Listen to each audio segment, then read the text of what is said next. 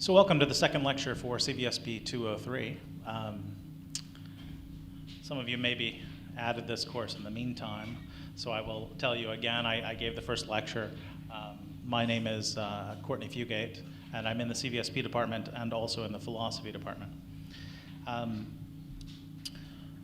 So far, you've begun reading, hopefully, the text by Copernicus on the revolutions of the heavenly spheres.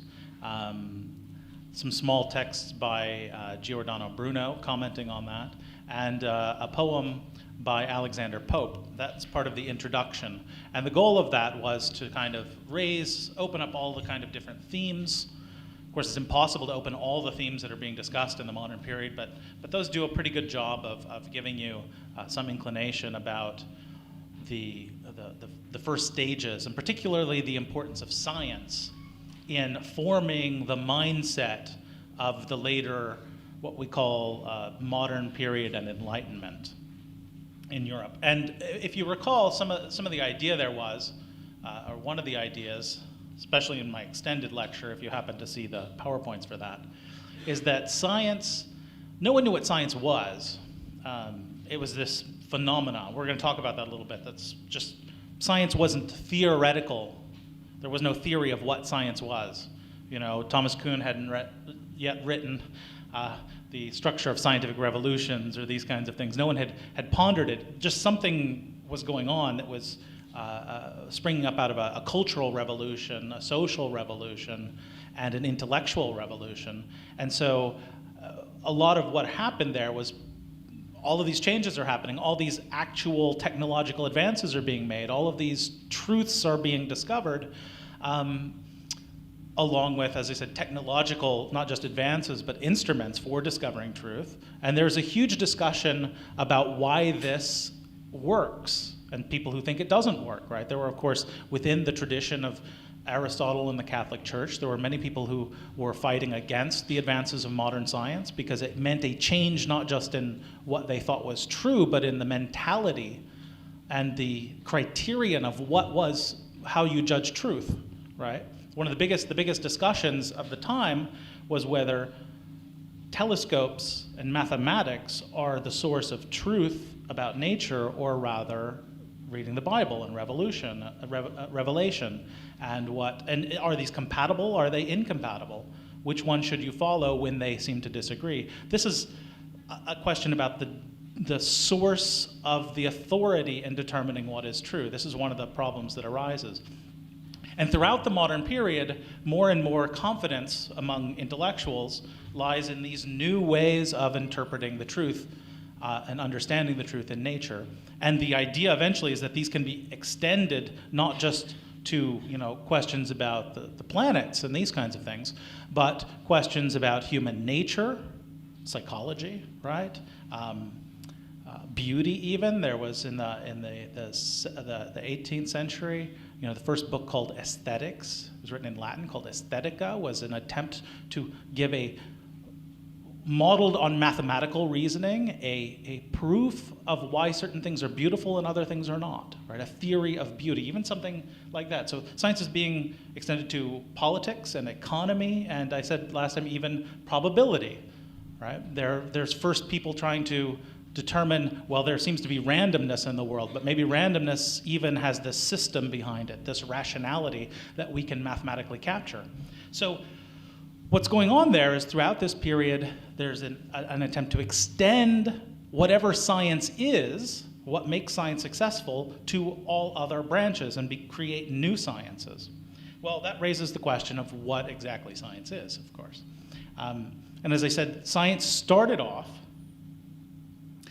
not as a theory of science. There was no one who of course, stood beforehand and said, here's what's science and here's what's not science. Science, you apply this method, and so let's start applying the method that I've come up with, and oh, look, it works, and here came science out of a thought, a project, a theoretical project of finding new sources of truth. This is not how history works, right? People discover things, certain things work in certain ways, they get together, they discuss, and they say, why is what I'm doing working and what I did when I was a student didn't work? and didn't have as much progress, and have to theorize themselves, reflect on the practice of science to figure out what science is. We still don't know what science is today. There are still plenty of theories about what science is, and most of the things that you learn as kind of an undergraduate of what science is, most scientists will say, I have no idea what you're talking about, that's not what I do something else. And we have certain broad ideas that are obviously true, but what is the essence of science? Why does the method applied in science bring truth, whereas other ways of thinking, which have gone on for thousands of years, don't seem to be as effective? Why is that the case? No one quite knows. But people started to think about this very early on in response to Copernicus, but not just Copernicus and Copernicus's developments, but in response to many other things going on. And there were two general responses, right? But first, let me take you through some of the things that were going on. So in this week, you're reading two theorists of science, right? Not two, well, to a certain extent, two also practicing scientists, but more than practicing scientists. They weren't a great success themselves. Descartes did some interesting things. Bacon did almost nothing that is memorable in science. But they both were leading lights for the future theorization of what science is about, what makes it true, what its foundations are, and how its method should proceed. This is their focal point. That's what you're going to read about. Now, as I said, what they were doing when they're theorizing, of course, is they're looking at the practice of science that's already been going on perhaps for over 100 years, right? It reaches way back, and there are good examples of science being done all the way back to the ancients, right? That they were rediscovering, but they're reflecting on this history, right? And in particular, we have to keep in mind that there was quite an explosion of what we would call broadly scientific investigations and interest in society in science. If you were here last week, I told you that if you were doing science in the medieval period, you would almost exclusively be doing it as a kind of personal, spiritual endeavor to study God's works, right? God made the world, so maybe through studying it, that's one way of approaching your spiritual renewal. But for the most part, there was no interest in science publicly. Science wasn't put to any obvious use, except sometimes militarily, of course. Even in the Renaissance, just before what we call the modern period opened up, it kind of blends into it. Still, science was being done, Leonardo da Vinci, people like this. It was more for their own personal ambition, right? They made discoveries so that they could become engineers to build important buildings. If you go and there's all these competitions to build the Duomo in Florence and all these kinds of things, and they have to show their ingenuity because people with lots of money who want to build really big stuff or fight really complicated wars are interested in geniuses, right? And this is how science picked up there in the Renaissance. Or in the case of Galileo, he was still working, as I said last week, for a wealthy family to their glory, right? He discovered new stars and planets and things like this, and in doing so named them after his patrons, and this is how he got money. So this is how science was primarily done. Very quickly this changed within 100 years. Why science was done, how it was done, and the fact that it became a publicly consumed thing, a thing that could sell books, became, today, science, go to Antoine's and there's a whole shelf of science books, right? They're not really science, they're popular science. This is because there's a huge interest in the public in science, evolution, string theory, quantum theory. That didn't exist until about this period, and we see a huge explosion in popular scientific books. All books published, of course, were popular to some extent because they were being printed by the printing press, and the reason you would print your scientific book is to circulate it, but also to make money selling those books. Book sales became a huge economy in the modern period. So some examples, and this will remind you or serve as an introduction to what practically was going on the ground that people like Descartes and Bacon would then be reflecting on in their philosophies. Here's a very nice, so 1543, this is actually the same year as what? Excellent. Copernicus is on the Revolutions, came out in the same year. This is a book by Andreas Vesalius, very famous book. This is remarkable, isn't it? I mean, what is going on there? It's provocative, you would say. This was printed This is famous because it's one of the very first almost microscopically precise, based on dissection, descriptions of the human body.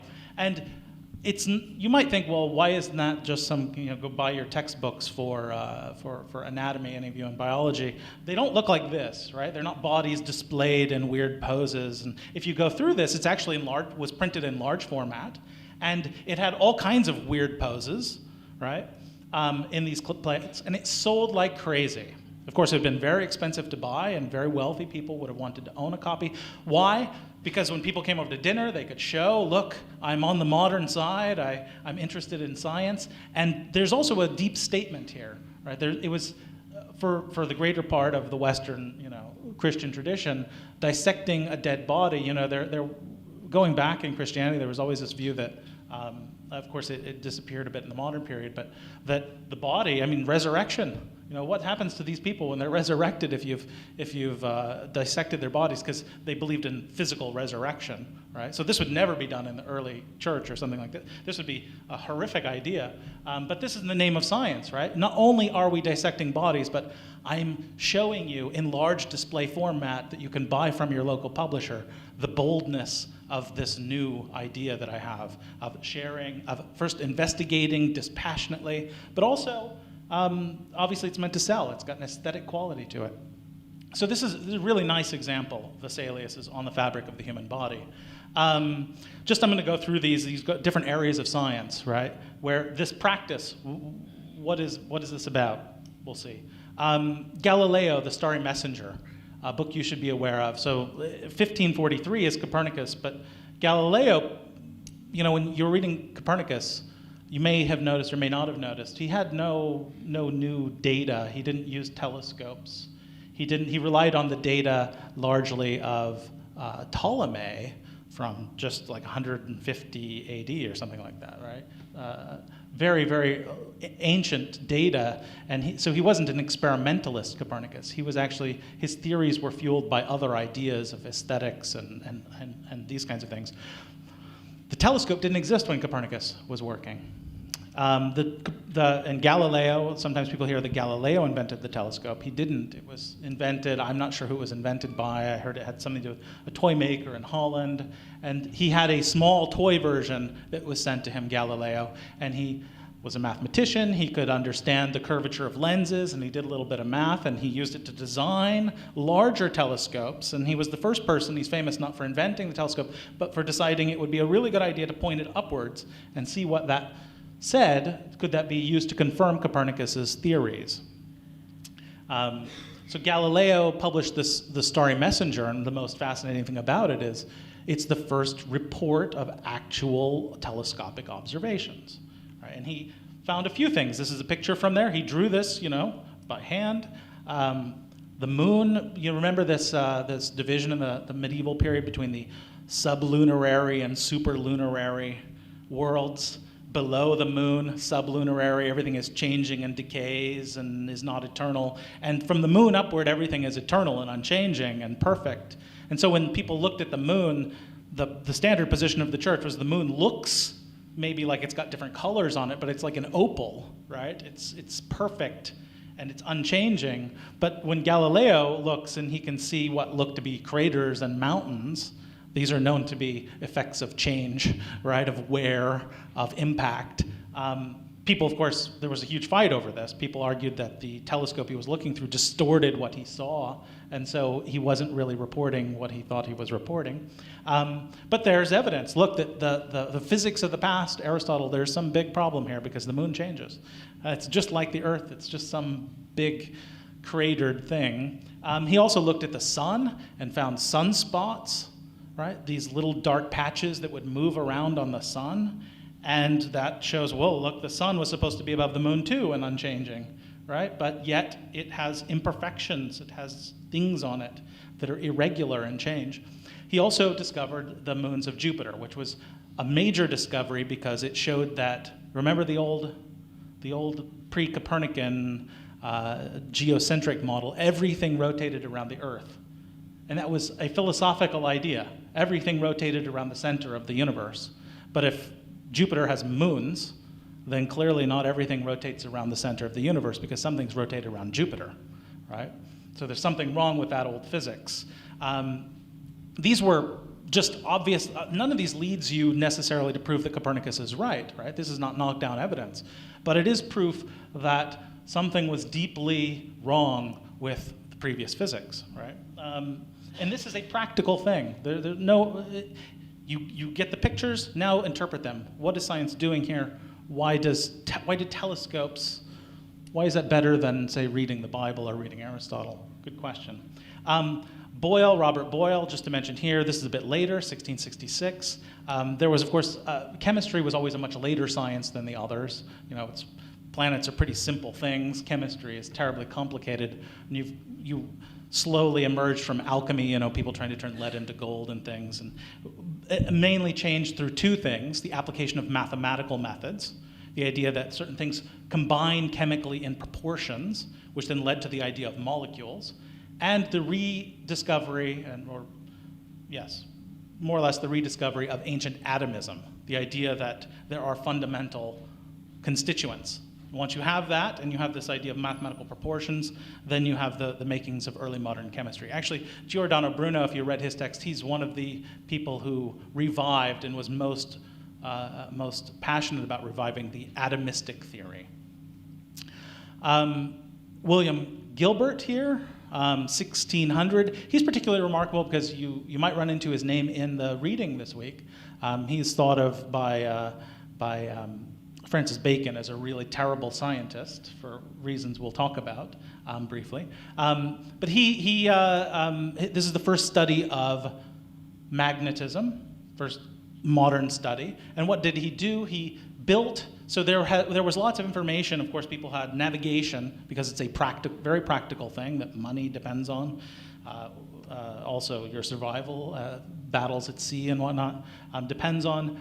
There was a lot of information about compasses, and no one knew exactly how compasses work and why they pointed in certain directions. And he did some experiments with magnets, and he made this hypothesis that the Earth is a magnet. And he built Earth-shaped magnets, and he tested how compasses behaved around them, and he found that they very well matched what happens to compasses in ships going around the world. He gathered that data as well. And so he came up with this hypothesis that the Earth is a large magnet. And he became a little bit crazy with this, though. He believed our souls are magnetic and all kinds of odd things. Science, the break between what we call science and pseudoscience there did not exist, right? Even in Galileo, even in Copernicus, they had pretty crazy theories that for them went right along with their scientific theories, because no one knew quite what science was, right? Kepler, of course, is famous because he was behind the transition from thinking the Copernican system of perfect circles around the sun to ellipses around the sun based upon data. But importantly, he was also involved in practice, 1604, right? This is quite early. Descartes' text you're reading is, 1649, something like this? Descartes died in 1650, so I'm thinking of the Principles. It's quite late. So this is way before Descartes did any kind of theorizing about science. And about the same time that Bacon was theorizing about science. But he did an important study of the eye and how the eye functions and why telescopes work in the way they are and how they should be designed. Because one of the things you may not know about telescopes is if I look through a telescope and then you look through a telescope, you will not be able to see what I see, because you have to adjust the eyepiece to your actual visual correction, right? So if you have glasses or something, and this was a huge problem because no one knew this, and when Galileo would draw his pictures, someone else would look through the telescope and say, Galileo, I don't know what you're talking about. If any of you don't have this experience, sometime get a telescope out and try to use it, a small telescope. It's incredibly difficult. You start seeing, you think you see things in the sky, and it ends up being your eyelashes and things like this. It's very unclear what you are seeing and how what you're seeing is to be interpreted. So just a couple of more quickly. Harvey, of course, is very important at the time to 1628. Also experiments. He discovered how gave knockdown proof eventually that the heart actually pumps blood around the body. This is a major development. James Gregory was a mathematician working at the time who designed the first reflecting telescope, which is a better telescope design.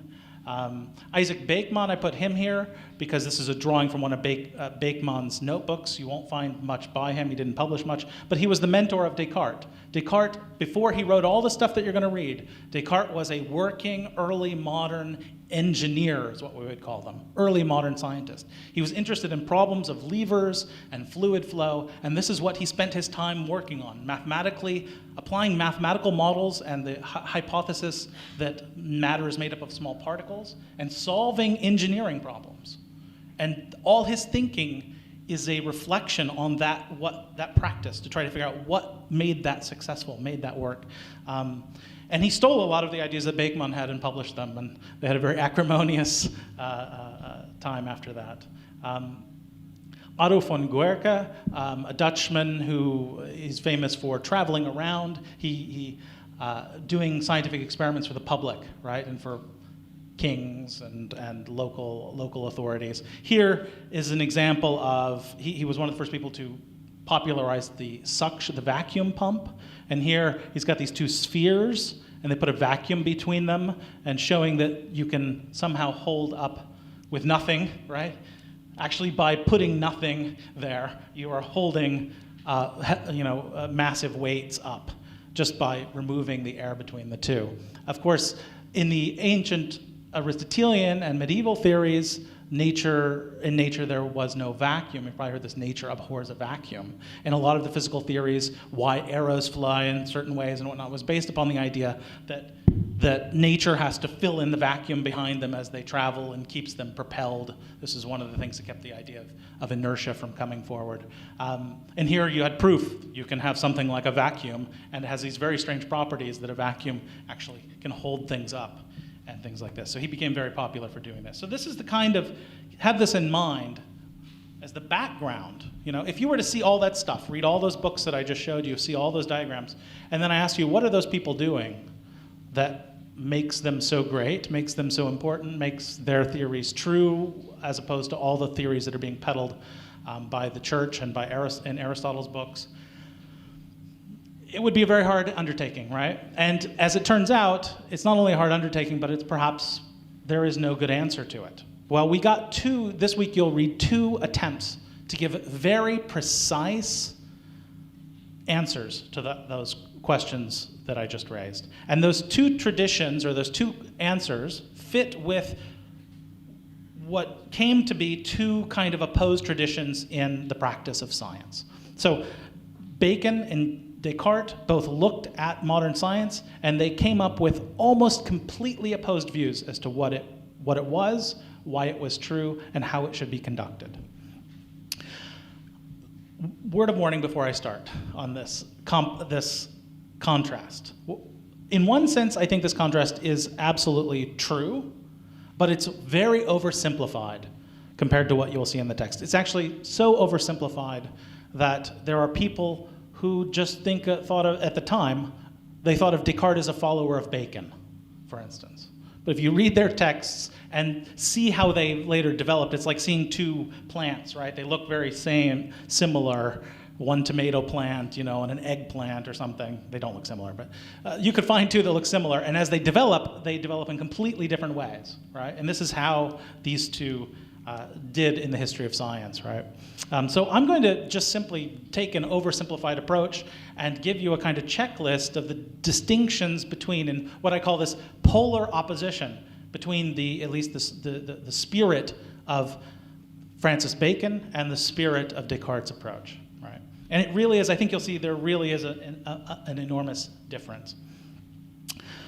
Advice, never do this kind of thing when you're doing a PowerPoint. So Bacon, so as I said, it's just a checklist.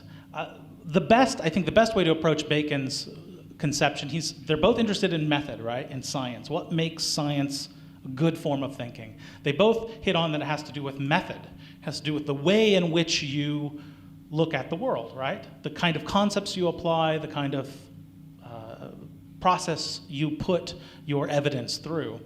And I think it's probably the best way to capture Bacon's approach is to call it the experimental inductive method.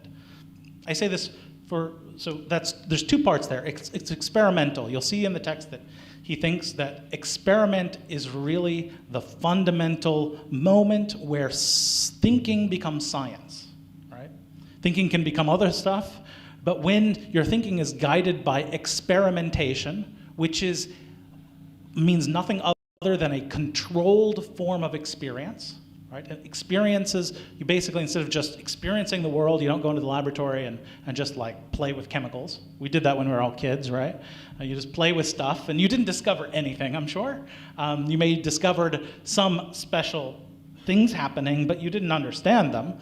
To understand them, you have to be very regimented in what experiments you take and how you order these experiences to elicit from the things you're playing with certain questions and answers, right? You put the question, you see something happen and you want to see, does it happen in another instance when I change things in a certain way? And that's how Bacon, that's pretty much 90% of what Bacon talks about, is how you design and collect this data and determine how to make further experiments and so on. But key, experiment is the moment when science becomes science. It's also inductive. It always begins from, there's this, you see if you look to the other side, deductive with Descartes. There's this contrast between induction and deduction. I'm sure you're all familiar with induction. You've all been doing it since you were children, right? Kids today, they play on their iPads. They know if they drop it, it breaks, so they stop trying, they drop it again, it breaks. Mama doesn't buy me a new one, if it breaks. They learn by induction, repeated experience, that if I drop it, it's going to be gone. They stop dropping it, right? They've made inductions. We've all been doing it. Aristotle talks about induction in his own discussion of method. Induction is the basic, that's what's behind experiment. The idea of having multiple experiences and then generalizing from those experiences, right? It's induction that is the focus, just as experimentation is the focus of Bacon. Induction. Induction, he thinks, we all do induction, but there's good induction and there's bad induction, right? There's the induction where you walk under a ladder and you have a bad day, and then you walk under another ladder another day and you have a bad day, and then from now on you don't walk under ladders because you believe that walking under a ladder is bad luck, right? You didn't really test that, did you? That's not good induction. That's induction, but there's something wrong with that induction. You went too quickly from the particulars to the general principle, right? And you didn't test the general principle. Again, 90% of what Bacon will talk about in the text is about how you design, in view of human nature and the tendencies we have to overgeneralize, how you design your experiments so as to not end up with crazy thinking, but scientific thinking, right?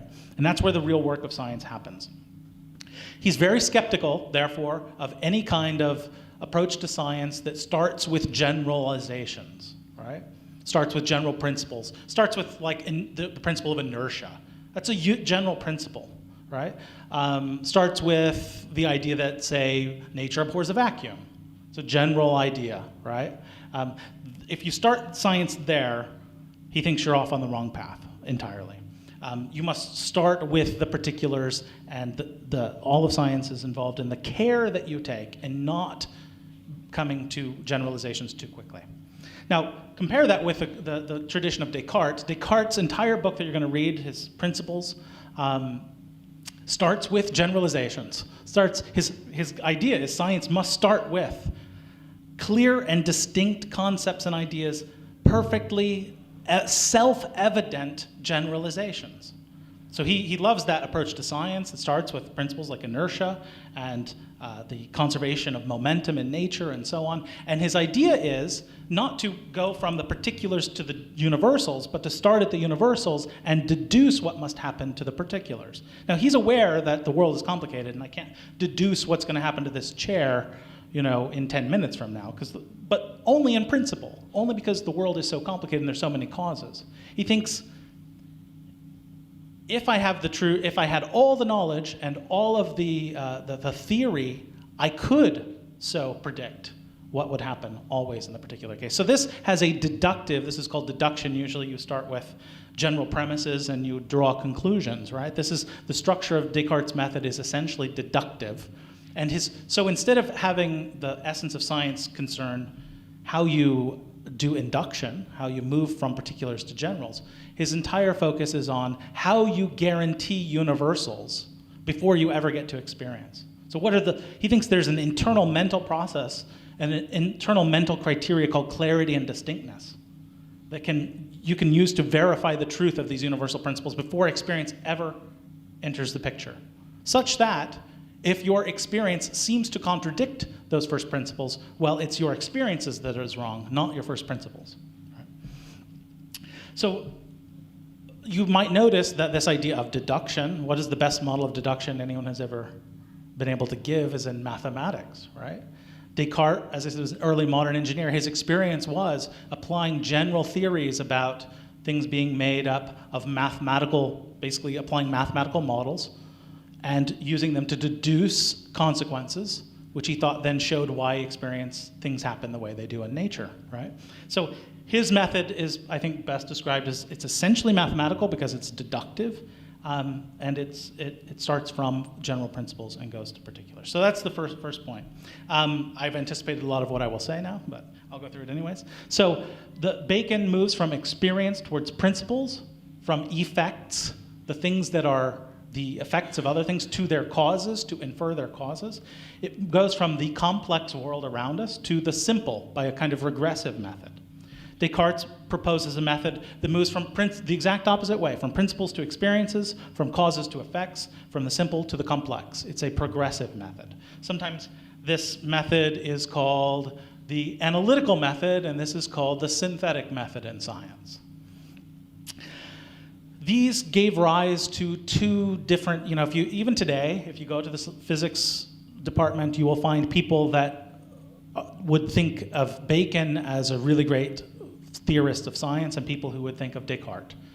Think of experimental scientists, people who work in laboratories in physics, for instance. They embrace the Baconian vision, whereas Albert Einstein, when he said, there's a famous anecdote about why did they need to build such a huge telescope, because he could have figured that out on the back of an envelope. The comment is made. This is the spirit of Descartes, right? He's got a theory, and why do you need the evidence for when you can just deduce it, right? That's a more powerful tool, is the mathematical method.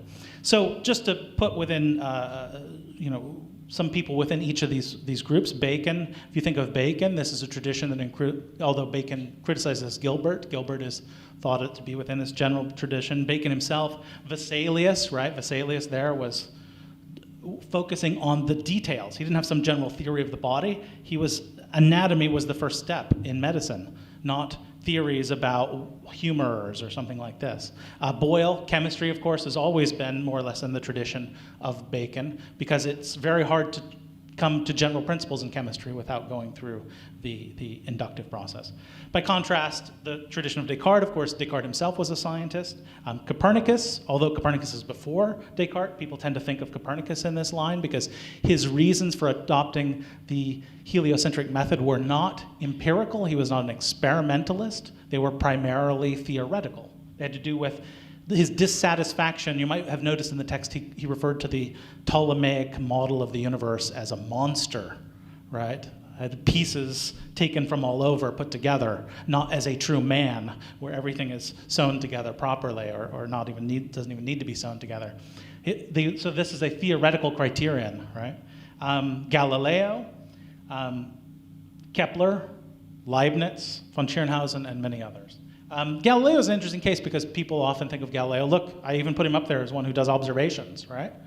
But when you read Galileo's actual works, he goes back and forth. And in fact, one of his works, the work for which he was condemned, puts forward a very, very Cartesian idea of truth as emerging from the mind, and goes against kind of what we would call empiricism today. And in fact, Galileo's book kind of lays the foundation for the model of Descartes, interestingly enough, although many people would put Galileo perhaps in the other tradition. Some kind of symptoms of this opposition. If you read Bacon and Descartes, of course, they're both against Aristotle. the philosopher and physicist of the church, right? But when you read them carefully, they both reject Aristotle for completely opposite reasons. They have a different Aristotle that they read, apparently. Bacon, when he talks about Aristotle, he always refers to him as he's too speculative, he's too theoretical. He starts with first principles instead of looking at the world around him. There's a famous, still used today, I saw it in an article yesterday, I think, joke about Aristotle because he thought that women had fewer teeth than men. And someone said, why didn't he look in Mrs. Aristotle's mouth to find out? And this is used as an example of how theoretical and not empirical Aristotle was. On the other hand, Aristotle did tons of observations, and he's the origin of biology, which is one of the most empirical of all sciences, right? But that's the picture of Aristotle you get from a lot of people. You get it from Stephen Hawking. You read his Brief History of Time in the beginning. Aristotle, he's an a priori conceptual thinker, and he did not do experiments and so on. This is the Baconian tradition, the English-British tradition of looking at Aristotle. But if you open up Descartes, or you open up Galileo, Aristotle is always depicted as being too reliant on the senses, as not being theoretical enough, right? Unable to make theoretical leaps, always attending to the dumb information given by his senses. And there's a good reason behind this, because notice Galileo was deeply persuaded of the truth of the Copernican model, and the Copernican model is really counters your experience, right? Because according to the Copernican model, you're flying around right now at thousands of miles per hour, right? You don't feel that. You're spinning in 3 different circles simultaneously. Do you feel like that right now? Do your senses tell you you're doing that? Well, when you read Galileo's book, he has a figure in there who represents the Aristotelians, and the person says, the first principle of Aristotle's philosophy is that we trust the senses. The senses tell us that we are not moving at thousands of miles per hour, therefore we cannot start from that theory. And so you can see Galileo and Descartes and others saying, there's the senses, they're just misleading. Science completely changes how we should interpret the senses, the evidence of the senses. It's the theory that led the way there, not empirical evidence. So this is how they completely opposed Aristotle's, right? One is notice the Baconians paint Aristotle as if he were a Cartesian, follower of Descartes, and Descartes depicts Aristotle as if he were a follower of Bacon. Bacon also distrusts the senses, but he distrusts more than the senses, he distrusts the intellect, right? By contrast, Descartes' method is all built upon the idea the intellect can be our guide for truth, right? So Descartes distrusts the senses, he rejects the senses, and searches for a completely secure source of truth in the intellect itself, right? In pure thought. Let's see, I talked about this part, right? Bacon focuses on experiments, methodological sifting of results, and on the development of technology. Descartes, in the Cartesian tradition, focuses on pure conceptual techniques, theory building. Bacon uses almost no mathematics, maybe for counting things. But the main tool for Descartes of science is mathematics. Descartes is part of that tradition that says what really made mathematics work was the ability to apply mathematics to nature. Sorry, what made physics work is the application of mathematics to nature. To Bacon, you read when he talks about science, there's no math in there, right? He might propose that it needs to be used for counting instances or things, but the application of complex mathematical principles, he doesn't believe in this. He thinks it's a bit of, he actually looked at, Bacon actually rejected Copernicus's theory, oddly enough, and said it was a mathematically brilliant fantasy, It wasn't based upon empiricism. It was based upon this mathematical speculation. The tradition of Bacon, as I said, rejected Copernicus and has very little interest in astronomy and sees astronomy very little value. The tradition of Descartes, its focal instance of science is astronomy and the success of the Copernican method, right? Interestingly enough, on a human level, Bacon's philosophy doesn't see any conflict between science and religion. That makes some sense, because he's not proposing bold, new scientific theories, right, that change our worldview. He's proposing that we start from what is safe, the senses, and we don't make huge generalizations. We don't come to bold conclusions quickly. And so he can leave this room for religion. And in fact, if you read this week, you have several texts from Bacon, but one of the texts you might read is called The New Atlantis. And he paints a picture there of a Christian scientific utopia, where he thinks science truly is the tool that God gave to man so that man can restore himself to mastery over nature after the fall. Right? That's a really nice Christianized view of modern science. Right? And he has this moment where, this ark comes down in the middle of the water and the founding of the scientific institutions in that society take place at the moment of the birth of their religion as well. Of course, from the very beginning, the Cartesian tradition was in conflict with the church and with religion. Think of Copernicus's theory, Galileo, condemnation of Galileo. Descartes, when he first was about to propose his own physical theories, not philosophical theories, that same year, Galileo was condemned, and that led Descartes to turn to philosophy, to try to give essentially a justification, right? To give a response to the church as to why we should follow not the philosophy of Aristotle, and why it's, in fact, one of the things he tries to prove in his Meditations and in the book that you're reading is that the early modern science is actually more Christian than the old physics. It is more in concert with Christianity. But that was a fight that had to be that was the main fight that they thought they had to fight. So Descartes, he published the Meditations on the Discourse on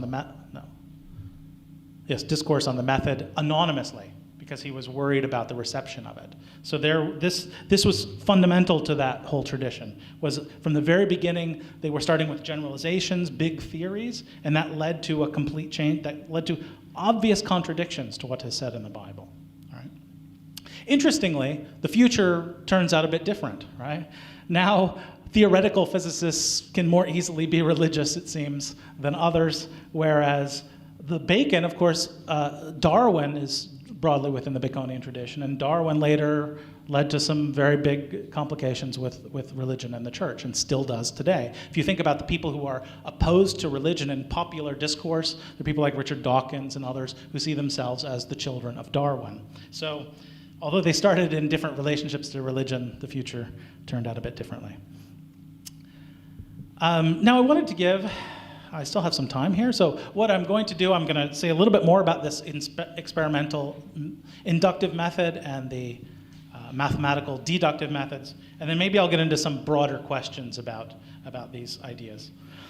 So as I said earlier, experimental inductive method aims at eliciting first principles, causes, from the methodological examination of experience through experiments. So here's a nice quote to tell you that I'm not just making this up. This comes from Bacon, from your reader, page 91. He says, Bacon writes, "We regard induction as the form of demonstration which respects the senses, stays close to nature, and fosters results. By our method, axioms, these are general principles, are elicited step by step, so that we reach our general axioms only at the very end." In fact, the idea of having the kind of deductive science that Descartes starts with for Bacon never gives up that ideal, but that's supposed to be something we put off so far in the future that it may never happen and isn't necessary for science to be science. For Descartes, you're not doing science until you have the first principles. For Bacon, you can be doing science and never have the first principles, right? Big difference there.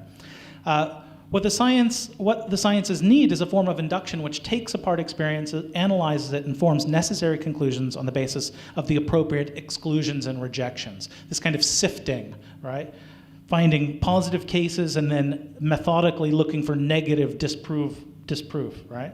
As for the first notions of the intellect, these are the things Descartes is going to start with, the first notions, most general notions of the intellect. Not one by itself escapes our suspicion, and we do not confirm them without submitting them to a new trial and verdict given it in accordance with it. A verdict judged by relationship to experience, right? So the principle of Bacon is suspicion about the kind of thing Descartes is doing.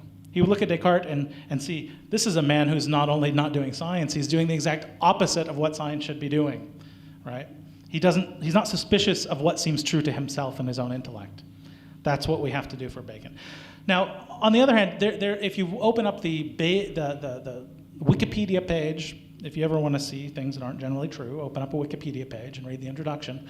Open up the page on Bacon, and you'll see he is the first empiricist. All right?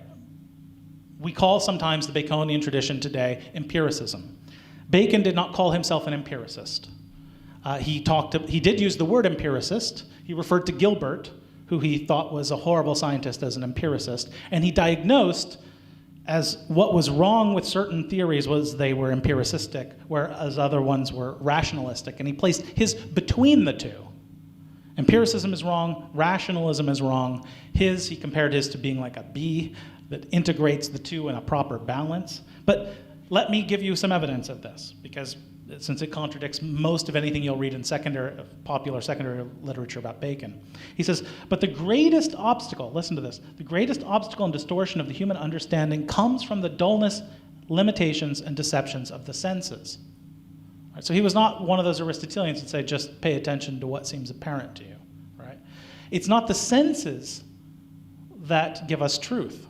It's experimentation, which is a rigorous examination of the senses. So the next quote, and yet every interpretation of nature which has a chance to be true is achieved by instances and suitable and relevant experiments in which sense only gives the judgment on the experiment, while the experiment gives the judge on nature and the thing itself.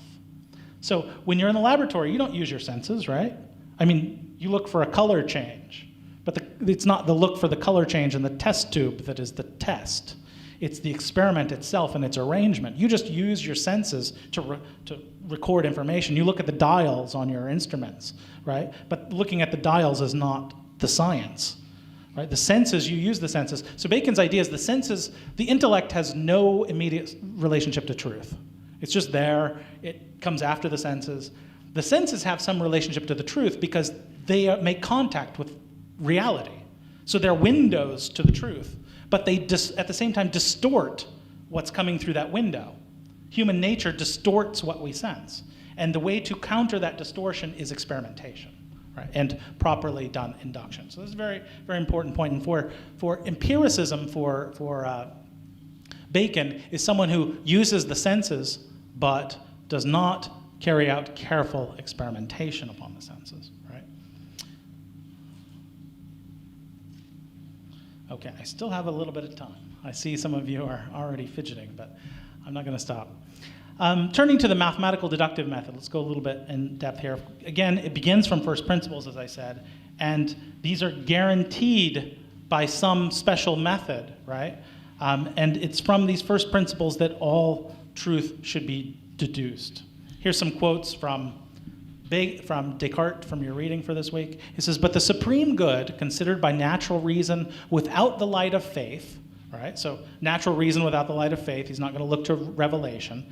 The supreme good that is revealed by human reason is nothing more than the knowledge of the truth through first causes. So if you don't know the truth through its first principles, you are missing the greatest supreme good that is available to human beings.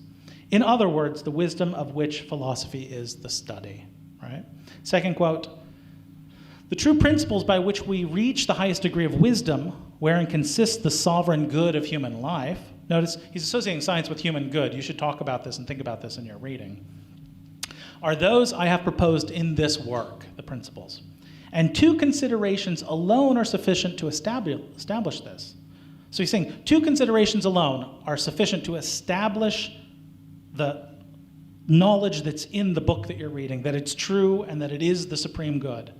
The first of which is that these principles are very clear, so that they are clear and self-evident to your mind. You'll see Descartes uses the phrase clear and distinct over and over again. All you need is clarity and distinctness on the first principles, and to show that we can deduce all other truths from them. Those are the only two things that science needs. Notice there's no experimentation involved there. It doesn't mention anything about the senses or nothing like that. Two things are all that's needed. Next quote, "It is unnecessary to seek any other principles than those I have given." So he's closing the door on future science. He's got his general principles, and those are all the general principles there are, in order to arrive at the most exalted knowledge of which the mind is capable. This is one of the, although, as I said, Einstein and others later who are mathematically, theoretically inclined, would very much embrace the Cartesian method. There was a real problem with it in the beginning, because the idea that you can reach first principles through the mind makes you deaf to any contrary evidence that comes through the senses. Descartes himself had this problem, and there's a funny series of letters where an early modern biologist wrote to him with the idea that the heart is a pump that pumps blood, and Descartes had this theory that the heart is like an engine. So the blood goes into the heart, and the heart warms it up, and it expands into a gas, and then propels itself out. And he could understand that because through his own principles he could understand rarefication and heat and all these things as motions of particles. But the idea of a pump requires electricity and stuff that he had no conception of. He could not accept. It was not possible. Not only could he not accept it, but it was not possible. So he writes very derisively, back to this guy, "You haven't done your experiments well," and so on and so forth, because he knows through his own system that theory has to be wrong before ever looking at the senses. So these principles of science are either for Descartes mathematical or analogous to mathematical ideas and connections. Finally, last quote, and I'll end here. He says, "The nature of matter or body considered in general does not consist in its being hard, ponderous, or colored, or that which affects our senses in any other way." So matter isn't what your senses tell you it is, but simply in its being and extended in length, breadth, and depth. In other words, its mathematical features. So what's behind this idea? This is this deep idea of Descartes. What's given to the senses, colors, smells, tastes, warmth, these things cannot be clearly and distinctly understood. So they're not real, right? If they cannot be made into mathematics, then they are not real. They don't really belong to bodies. This is how much he distrusts the senses. With Descartes, we get this idea of a colorless, flavorless, mathematical world in which bodies are nothing but extension.